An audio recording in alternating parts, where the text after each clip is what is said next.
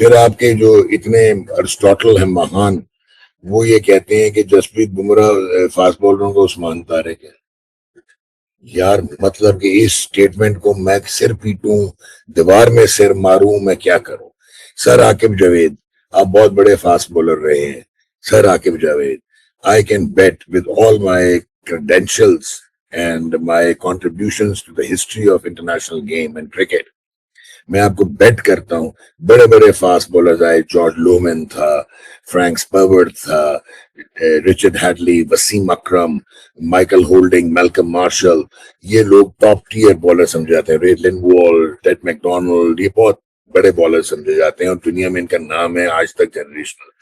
One day और test Wasim अकरम कोई सानी नहीं था दोनों का, लेकिन अक्रॉस थ्री फॉर्मेट्स T20 पिछले सारे खेले नहीं हुए थे। Jasprit Bumrah to my mind is history's best ever fast bowler, not in contemporary times but of all times, of all generations, तीनों फॉर्मेट्स। हाँ, डिबेट आप कर सकते हैं जब आप दो फॉर्मेट कंसिडर करेंगे, टेस्ट और वनडे।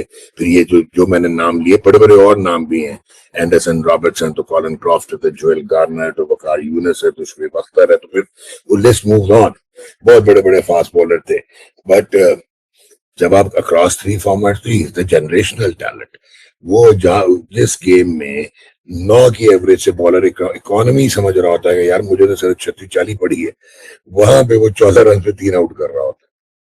ही इज सेंसेशनल, जिस तरह के वो यॉर्कर कर रहा होता है, जिस तरह की उसका एक्शन है, जिस तरह की उसके बार मैकेनिक्स है। तो सर जी, उस्मान तारिक नु हाले जम्मन थे दियो, ठीक है। इब्रार उससे बहुत बड़ा स्पिनर है उस्मान तारिक से, जिसको आपका माइक हैसन जो है वो 3 मैच नहीं पूरे खेला था जी। दो सवाल यहाँ बनते हैं इसी स्टेटमेंट के ऊपर। फिर ये हमारे फॉर्मर क्रिकेटर्स, सिर्फ एक आकिब जावेद नहीं, ये तो हमारे फॉर्मर क्रिकेटर्स का कल्चर बन चुका है। जब ये बैठते हैं किसी वर्ल्ड कप को कवर करने के लिए किसी भी नेशनल टेलीविजन पे या यूट्यूब पे, ऐसा लगता है आदत बन चुकी है एक कॉन्स्पिरेसी करके डिस्ट्रैक्शन पैदा कर देना। मुझे समझ नहीं आता, players of the stature of Inzies and Saqis, ये जिस तरह की बातें करते हैं, मतलब आप what are you trying to establish here? Are you trying to mold the naive minds of those innocent Pakistani cricket fans just to tell them कि क्रिकेट को सिर्फ नेशनलिज्म के फैब्रिक से देखना, तुम क्रिकेट को क्रिकेट के फैब्रिक से ना देखना। मतलब आई अंडरस्टैंड इंडिया पाकिस्तान के आइडियल हालात नहीं है आपस में, लेकिन हम जब क्रिकेट के गेम को कवर करते हैं तो क्रिकेट के फैब्रिक से कवर करते हैं, ना कि जियोपॉलिटिकल फैब्रिक से। एटलीस्ट सोशल मीडिया पे जर्नलिस्ट वर्सेस जर्नलिस्ट क्या हो रहा है, या यूट्यूबर वर्सेस यूट्यूबर क्या हो रहा है, जो फॉर्मर क्रिकेटर है ना, उसकी जो निगाह है मेरे ख्याल से वो बहुत इंटेलेक्चुअल होनी चाहिए, वो बहुत एकेडमिक होनी चाहिए। The kind of the statements we are hearing from them, pitch change हो गई, आईसीसी ने बेमानी कर दी, ये कर दी। मैं आपको गारंटी बताता हूं, अगर ये फाइनल वाली विकेट पाकिस्तान को मिलती ना, पाकिस्तान 250 नहीं बनाता, पाकिस्तान 220 पे कंफर्टेबली अपने आप को बहुत बड़ा सुपरस्टार समझ लेता। हमारे पास वो स्किल सेट ही नहीं है। हमें फट्टा विकेट दे दो, हम फट्टे विकेट पे 250 नहीं बना सकते, जो अगले 300 रन बनाएंगे। एक ये प्रॉब्लम।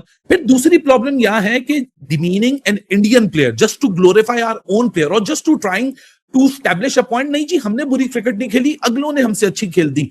तो मैं यही तो बात करता हूं कि आपकी क्रिकेट इतनी मीडियोकर हो चुकी है कि अंडर 19 लेवल का जब क्वालिफिकेशन का मैच आपका लगता है, आपने बड़ी इंटेलिजेंस दिखाई, जिम्बाब्वे आपने डिले की अपनी चेस को, आप जिम्बाब्वे को साथ कैरी करके गए, लगता कि जी सरफराज हैं, बड़ा अच्छा एक एलिमेंट दिखा कि Pakistan is planning it out कि हमने सेमीफाइनल में पहुंचना है एक इंग्लैंड से हार के। लेकिन जब आप इंडिया के सामने मुकाबला करने आते हैं, 32 ओवर्स के अंदर 250 रन बहुत चेजेबल थे, लेकिन जो आपकी अप्रोच थी वो थी सिर्फ इंडिया को हराने की, इंडिया को हरा दो। डॉक, ये जो पिछले 2 सालों में पाकिस्तान क्रिकेट बोर्ड में glorification of defeating India only भी रही है, और उसके बाद जब फिर आकिब जावेद की स्टेटमेंट सामने नजर आती है ना कि इंडिया तो हारना रूटीन है, it is actually a laughable. आप पूरा क्रिकेट बोर्ड चला ही इंडिया को डिफीट करने के लिए रहे हो कि जी इंडिया को हम हरा दें, अब अपनी ऑडियंस को ग्लोरीफाई करते हैं कि हम कितना जबरदस्त और कितना बड़ा क्रिकेटिंग सिस्टम है। जब आपका पीएसएल का सीईओ बैठ के एक ब्रॉडकास्ट, एक स्पॉन्सरशिप डील के ऊपर बोल सकता है कि हम आईपीएल से मल्टीफोल्ड ग्रो कर रहे हैं, प्लीज हैव सम नॉलेज। और आई एम प्रीटी श्योर के नॉलेज है कि क्या सोशल मीडिया पे क्रिकेट चलनी है। अगली की लीग $9.6 बिलियन की वैल्यूएशन के ऊपर खड़ी हुई है, आपकी 500 मिलियन नहीं क्रॉस कर पा रही, और आप बोल रहे हो कि हम उनसे ज्यादा ग्रो कर रहे हैं। ये किन लोगों के लिए कंटेंट दिया जाता है, किन लोगों के लिए जुमले पास किए जाते हैं? अनफॉर्चुनेटली एक तो ये कंटेंट बिक रहा है, दूसरा मैंने भी कहा था ना, आपका क्रिकेट का एक कल्चर होता था, उसकी इतनी डिटेरेशन हुई है, क्रिकेट का फैब्रिक जो है वो खत्म हो गया। अच्छा, अब दो तीन चीजें नजर आ रही हैं, थोड़ी सी तुर्श और तल्ख बातें हैं, बट मैं कर दूंगा। नंबर वन, अगर आपका कोई कॉन्फ्लिक्ट ऑफ इंटरेस्ट है तो आप फिर पब्लिक मीडियम पे ना बैठे। अगर मेरा बेटा, मेरा दामाद, मेरा बहनोई, मेरे बहन का बेटा, अगर if they are playing and they are the direct stakeholders, then I should avoid sitting और यूजिंग द पब्लिक प्लेटफॉर्म, क्योंकि मुझे अपने आप को कॉम्प्रोमाइज नहीं करना चाहिए, मुझे अपने रिज्यूमे को डैमेज नहीं करना चाहिए, डैमेनिंग इम्पैक्ट आता है। अच्छा, और अगर मैंने करना है तो फिर मैं इतना दलेर हूं कि फिर मैं क्रिकेट की बात करूं, और अगर रगड़ा जाता है मेरा बेटा या मेरा सन इन लॉ या मेरा बहन का बेटा, फिर मैं रगड़ के हाथ में दे दूं कि यार ये गलत था, ये सही था। ठीक है, इतना फिर आप में कन्विक्शन होनी चाहिए। फिर मुझे ऐसे लगता है कि हमारे जो एक्स स्टार्स है ना, जो सुपर स्टार्स है, जो सुपर स्टार्स है, उनमें दो तीन तो एक मतलब मुबालगा राय भी नहीं कहूंगा, मुगालता है उन्हें। उनका ये ख्याल है कि सिर्फ क्रिकेट खेला हुआ आदमी, जिसने इंटरनेशनल क्रिकेट खेली हो, वो क्रिकेट साबी हो सकता है। मैं इसका काउंटर आर्गुमेंट देता हूं कि 95% क्रिकेटर्स, चाहे वो रॉलिकिंग सुपरस्टार्स हैं, चाहे वो नहीं थे, वो क्रिकेट साबी नहीं है। वो क्रिकेट की ट्रांजिशन को, क्रिकेट की पैराडाइम शिफ्ट को, क्रिकेट की एवोल्यूशन को, क्रिकेट की साइंटिफिक इंटीग्रेशन को नहीं समझते। और यही रीजन है कि आपके एक्स स्टार जो डिफरेंट रोल्स में आते हैं, एक दिन एडवाइजर, एक दिन सिलेक्टर, एक दिन मेंटोर, चौथे दिन जो है विमेन कोच के कोचिंग करने चले जाते हैं, हेड बन जाते हैं, वो किसी रोल में भी कुछ नहीं कर सकते।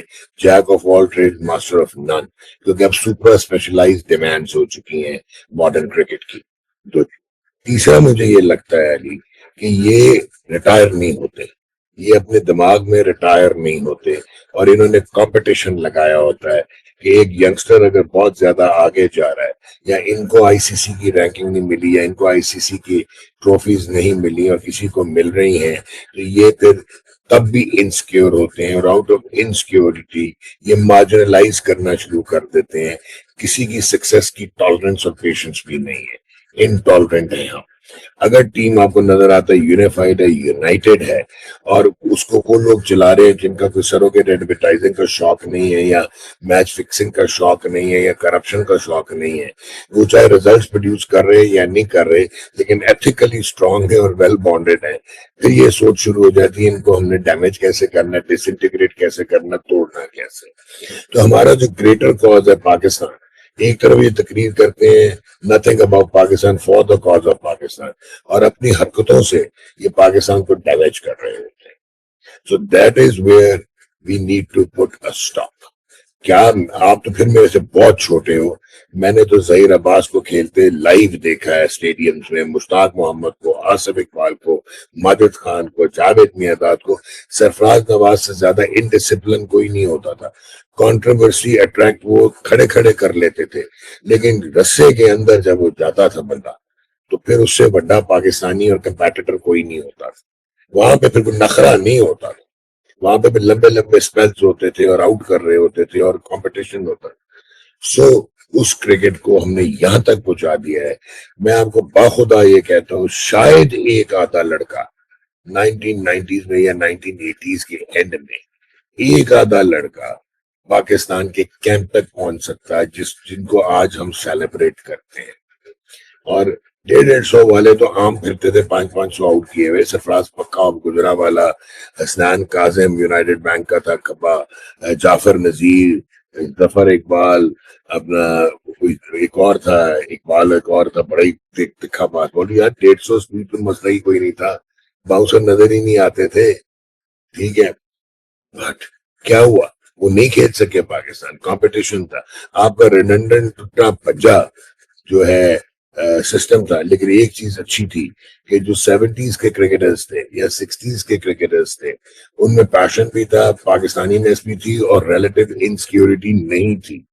तो वो इन लड़कों को ढूंढते थे और बनाते थे और फिर ग्रो करते हुए खुश होते थे। अब तो ऐसे लगता है कि हमारी इनसिक्योरिटीज आ गई, बल्कि कमर्शियलिज्म आ गया, पर्सनल इंटरेस्ट आ गए।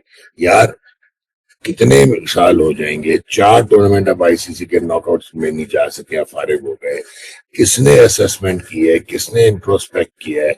आपका बंदा ये कह रहा है कि मुझे नहीं पता बाबर 4 पे खेलेगा। यार सेलेक्टर तो जब 11 पहले बनाता है फिर 15 अनाउंस करता है और उसके बैकअप में रखता है कि यार ये 3 ओपनर होंगे, ये नंबर 3 होगा, ये नंबर 4 होगा, ये नंबर 5 होगा, ये मेरा नंबर 6 होगा, ये विकेट कीपर होगा, ये स्पिनर होगा। यार आप साइंटिफिकली डाटा ड्रिवन निकाल के लेके जाते हैं कि ये बेस्ट होंगे। मैच अवेयर कौन है, गेम अवेयर कौन है, किस तरह खेलना है, क्या करना। सो आपकी क्रिकेट यहाँ पे पहुंच गई, मैं तो डिसइल्यूजन होता जा रहा हूँ। डॉग मसला क्रिकेट फिर हमारा ये भी आता है ना कि आपने जहीर अब्बास और इन सबका जिक्र किया, और मैं हमेशा ही बात करता हूँ, मैंने तो बिल्कुल इनको खेलते नहीं देखा, लेकिन जितनी स्टोरीज पढ़ी और जितना क्रिकेट हिस्ट्री के बारे में इंफॉर्मेशन जमा की कि पाकिस्तान क्रिकेट में क्या किस पेडिग्री के प्लेयर्स होते थे, आई एम सॉरी टू से इसमें हम सभी शामिल हैं कि जहां हमने इन मीडियोकर प्लेयर्स और या अंडर अचीव प्लेयर्स को ओवर अचीवर्स भी तो बनाया। मतलब इस मुल्क में ये बता देना नए जनरेशन के फैंस को कि Babar Azam is the greatest ever that Pakistan has produced was for to me it was criminal.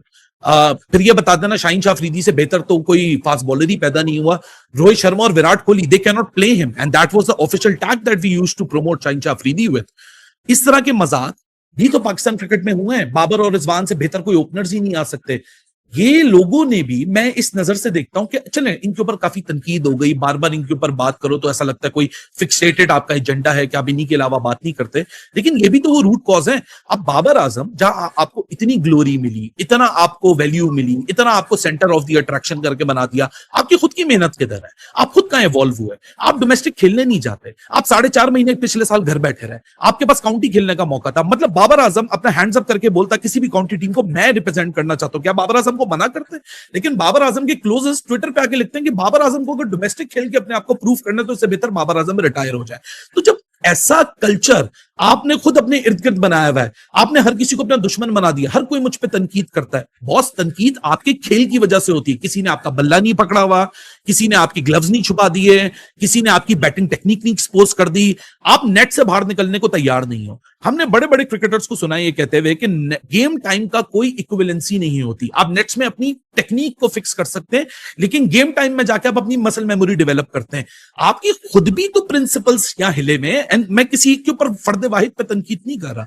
यहाँ चाहे बाबर हो, चाहे रिजवान हो, चाहे शाहीन हो, चाहे नसीम हो, आपने खुद अपनी डेवलपमेंट पे भी कॉम्प्रोमाइज किया, क्योंकि हमने इन अंडर अचीवर्स को ओवर द टॉप अचीवर्स बना के ये क्लेम कर दिया कि विराट कोहली से कोई बेहतर है तो बाबर आजम है। कैसे बेहतर है? विराट ने मैदान में खड़े होकर पावर ऑफ विजुअलाइजेशन को इस्तेमाल करके ऐसी ऐसी इनिंग्स आपको चितवा के दी हैं जो कि लोगों को अनबिलीवेबल लगती हैं। एक कोई ऐसी इनिंग्स जहां बाबर आजम मुल्क के लिए खड़े हो गए हो। And again this is not on Babar Azam, this is on a collective failure of all these young individuals. बिल्कुल बात समझ गया, and I can not disagree, मैं बल्कि इसमें ऐड कर